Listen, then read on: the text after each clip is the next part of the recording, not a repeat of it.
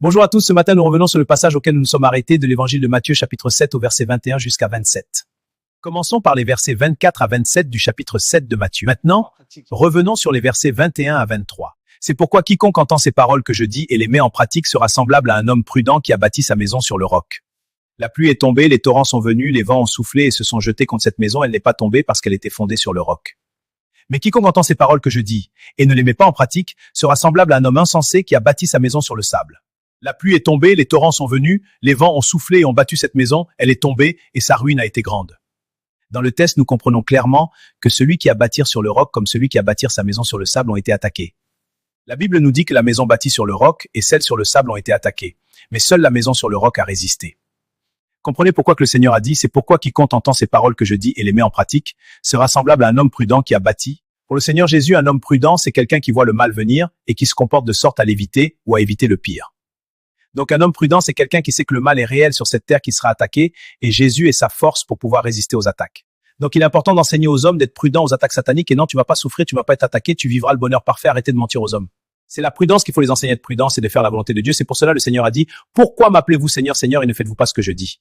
Voyez-vous, nous sommes dans un monde où Jésus lui-même a appelé Satan le prince de ce monde. Si dans un passage, le Seigneur nous fait savoir qu'il nous envoie comme des brebis parmi les loups et d'être prudent comme le serpent et humble comme une colombe. Le serviteur de Dieu qui ne vous enseigne pas la prudence et l'humilité est un danger pour votre vie. Il vous expose aux attaques et à la ruine de votre maison par l'orgueil. L'orgueil précède la chute.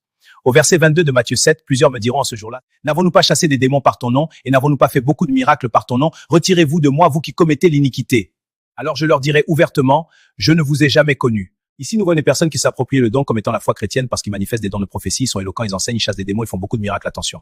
Ce ne sont que des dons pour persuader le peuple de Dieu qu'au nom de Jésus-Christ, tout genou fléchit. Ce sont des signes qui accompagneront ceux qui ont cru à sa seigneurie. Croire ne veut pas dire être. C'est pour ça les deux maisons ont été bâties différemment, l'autre sur le roc et l'autre sur le sable. Il s'agit là de la vie de personnes chrétiennes. Celui qui croit à l'existence du Seigneur Jésus et celui qui croit non seulement à son existence, mais applique la parole dans ses actes. Jésus a dit, nous allons les reconnaître par leurs fruits. Et leurs fruits, c'est de vous dire ce que vous voulez entendre. Et leurs fils et leurs filles sont ceux qui se donneront une foule de docteurs qui vont leur enseigner ce qu'ils veulent entendre. 2 Timothée 4:3, ils se détourneront de la vérité et se tourneront vers les fables. Car il viendra un temps où les hommes ne supporteront pas la saine doctrine, mais ayant la démangeaison d'entendre des choses agréables, ils se donneront une foule de docteurs selon leurs propres désirs, détourneront l'oreille de la vérité et se tourneront vers les fables.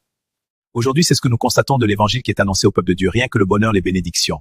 Le peuple n'est pas préparé à la traversée. C'est pour cela nous pouvons constater un peuple à la quête de la grâce et de bénédiction, mais reniant